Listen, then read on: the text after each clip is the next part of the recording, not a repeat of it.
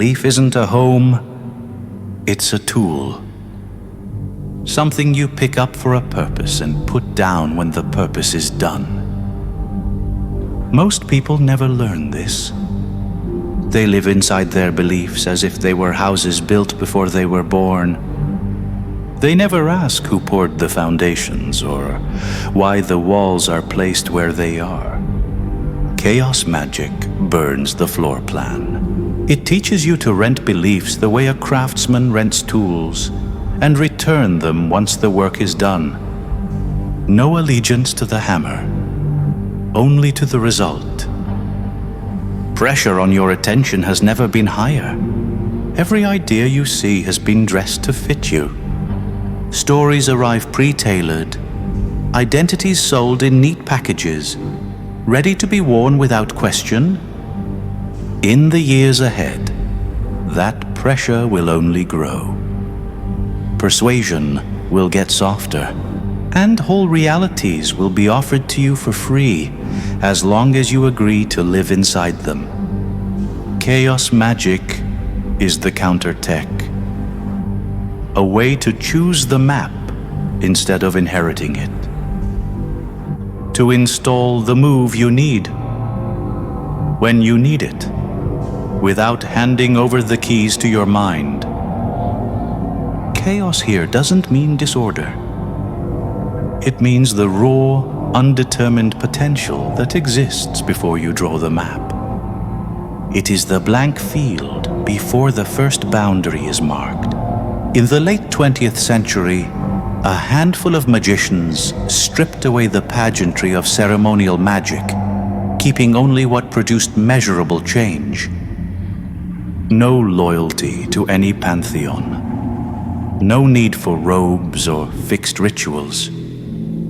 Only the mechanics that got results. Before that, ceremonial magic built cathedrals. The Hermetic Order of the Golden Dawn. Graded initiations. Fixed correspondences. Aleister Crowley stepped out of that house and named a new law. Thelema. Love is the law. Under will. In 1913, Austin Osman Spare stripped the ornament and kept the wire. The Book of Pleasure.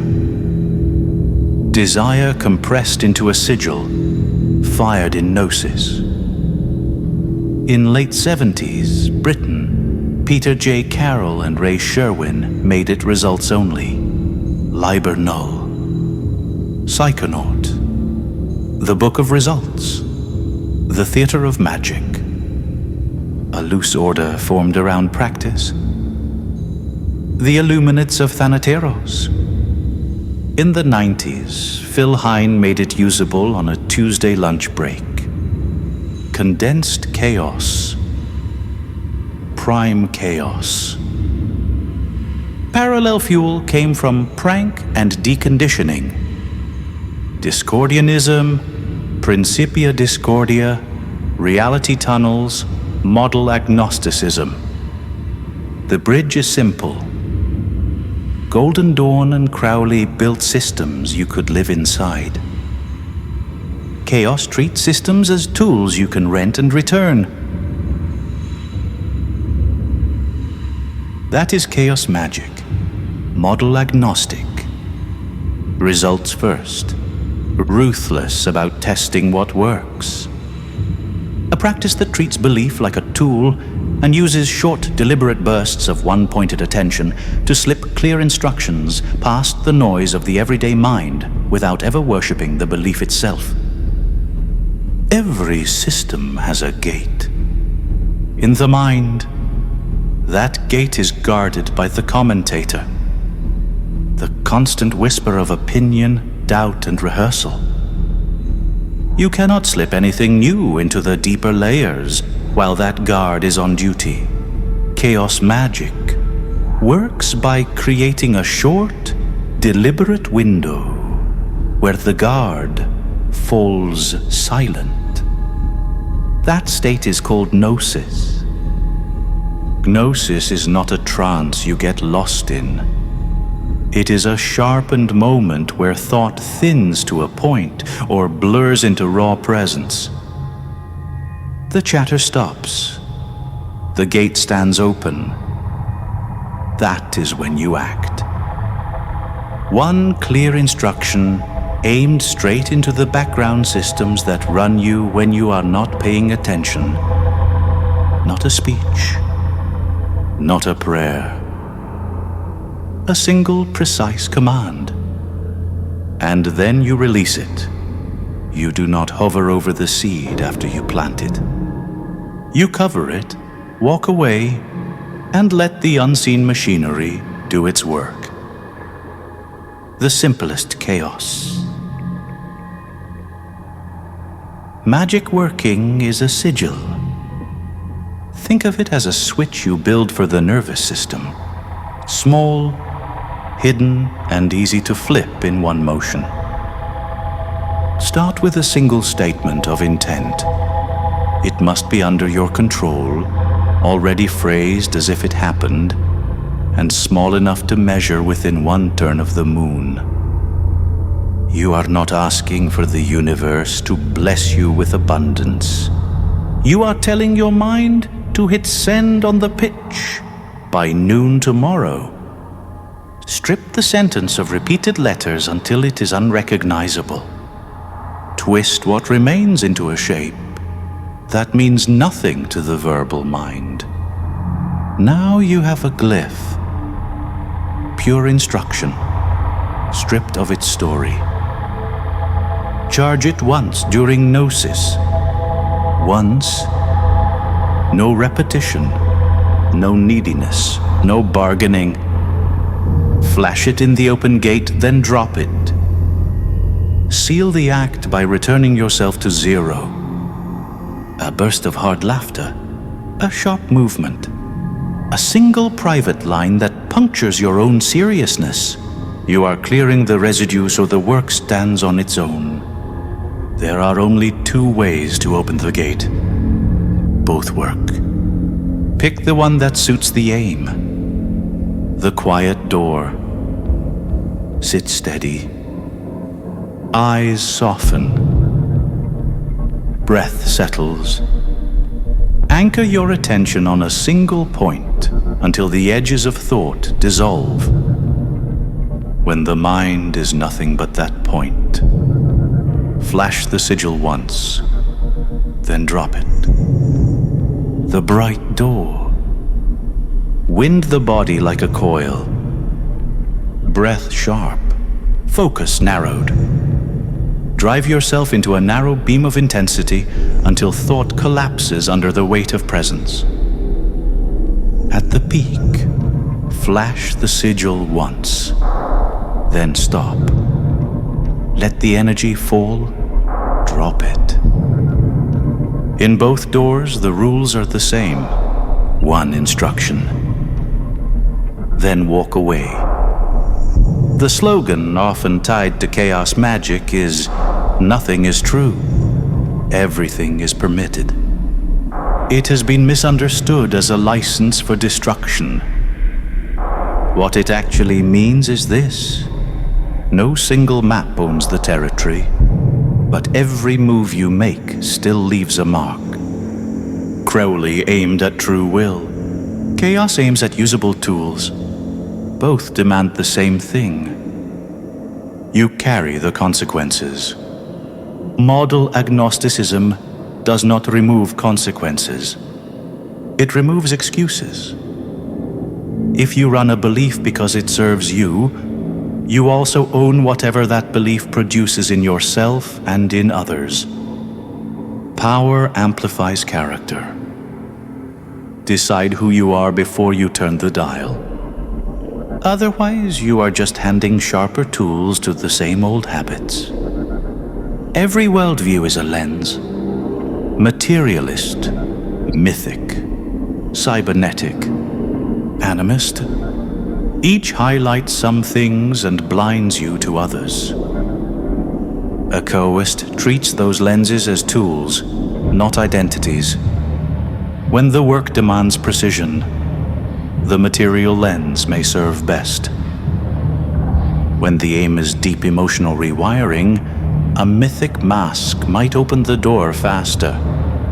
The skill is in knowing when to switch and refusing to be colonized by any single frame. This is not lazy eclecticism. It is disciplined adaptability.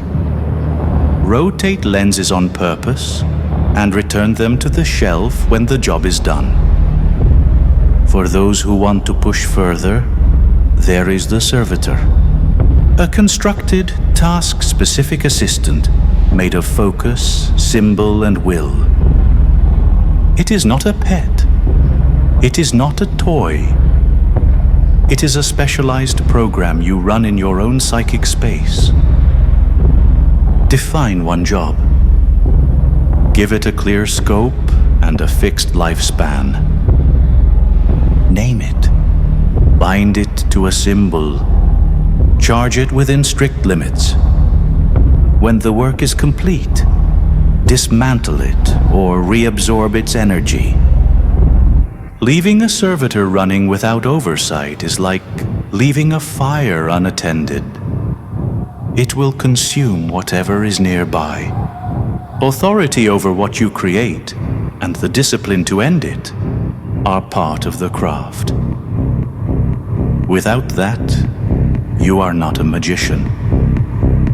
You are a liability.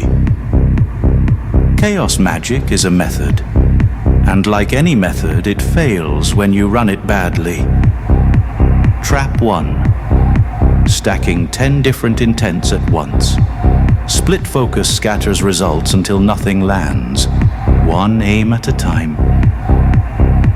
Finish it, then move on. Trap 2. Clutching outcomes. The moment you start checking on the seed every hour, you are digging it up. Charge. Seal. Forget. Let the background systems work. Trap 3. Chasing aesthetic over function. Props can help focus, but they are not the work. If the result depends on the costume, you have confused theater with craft. Trap 4. Bragging. Talking about results before they land drains their momentum and invites distraction. Share the method, not the score. Magic without measurement is just daydreaming. If you cannot verify that something happened, you do not know if it worked. One line in a notebook. Date, intent, charged. Close the book. At the end of one moon cycle, open the log. Did the result land? If the hit rate is climbing, scale slowly. If not, adjust the aim, the method, or both. Numbers over feelings. The record is your compass. The more persuasive the world becomes, the more vital it is to own the keys to your own perception. Narratives will keep arriving with friendlier masks. Identities will still be packaged and sold. The targeting will keep getting tighter. Chaos magic does not make that go away. It makes you uncolonizable. Because the craft is not about one worldview. It is about the skill of switching worldviews on purpose. Breath, posture, gaze, rhythm. These gates will not change in the next 10 years. If you can operate them, you decide what gets in. This week, choose one repeating friction. Something small, specific, and under your control. Write a single statement that flips it, already phrased as real. Build the glyph. Pick one door, quiet or bright. Charge once. Seal with laughter. walk away. At the end of the day, note whether the loop broke. Run the test on 3 separate days. Refine the aim if needed. You are not chasing perfection. You are training the skill of operating your own gate. Chaos magic is disciplined unbelief aimed at results. Silence the noise for a moment. Slip one instruction into the dark. Seal it, release it. Move, measure, improve. If you run this and something in your life shifts, write one sentence in the comments that begins with, "I cut the cord when." Fill in the rest with the exact moment you saw the change. If nothing shifts, good. We will refine it and fire again. Either way, you will know. And knowing puts the knife back in your hand. Carry that blade, not to cut the world, but to cut yourself free. If this video shifted something in your mind, you're ready for the next level. Download my free ritual guide in the description. No catch, just pure psychological alchemy you can use tonight. If you want to go deeper, hit the initiation playlist. It's your step-by-step journey into breaking unconscious patterns and mastering your own mind. Both links are waiting below. Your transformation starts now. Until next time.